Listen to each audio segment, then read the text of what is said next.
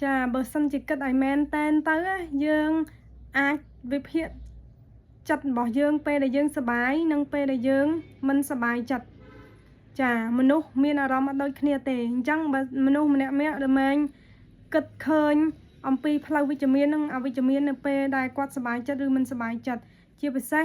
យើងសង្កេតឃើញថានៅពេលដែលមនុស្សសប្បាយចិត្តមនុស្សនឹងយល់ថាពិភពលោកនេះពោរពេញទៅដោយភាពរីករាយពោរពេញទៅដោយសេចក្តីរីករាយស្រស់បំព្រងពណ៌ស៊ីចម្ពូជាពិសេសអ្វីៗដែលនៅជុំវិញខ្លួនគាត់នោះសុទ្ធតែល្អ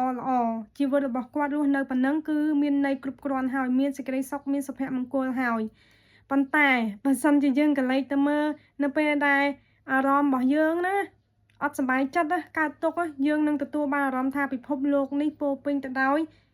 ភាពអួរអាប់ខ្មៅងងឹតសូន្យគ្មានពន្លឺគ្មានរស្មីជាពិសេសពេលដែលយើងគិតអ្វីមួយធ្វើអ្វីមួយគឺទទួលរងនៅចំណុចអវិជ្ជមានផលអវិជ្ជមានគឺយើងយល់ថាអ្វីគឺមិនសមប្រកបដោយចិត្តយើងឯងអានឹងនៅពេលដែលយើងអត់សប្បាយចិត្តហើយយើងនឹងអាចនឹកឃើញថាជីវិតរបស់យើងរស់នៅគឺអត់មានន័យខ្លឹមសារតតែសោះអានឹងសំដៅទៅលើមនុស្សដែលបាក់ទឹកចិត្តឬក៏មនុស្សដែលអត់សប្បាយចិត្តពេលខ្លះគាត់គិតអញ្ចឹងទាំងអារម្មណ៍ខ្ញុំទាំងអារម្មណ៍គេគឺយល់ឃើញបែបហ្នឹង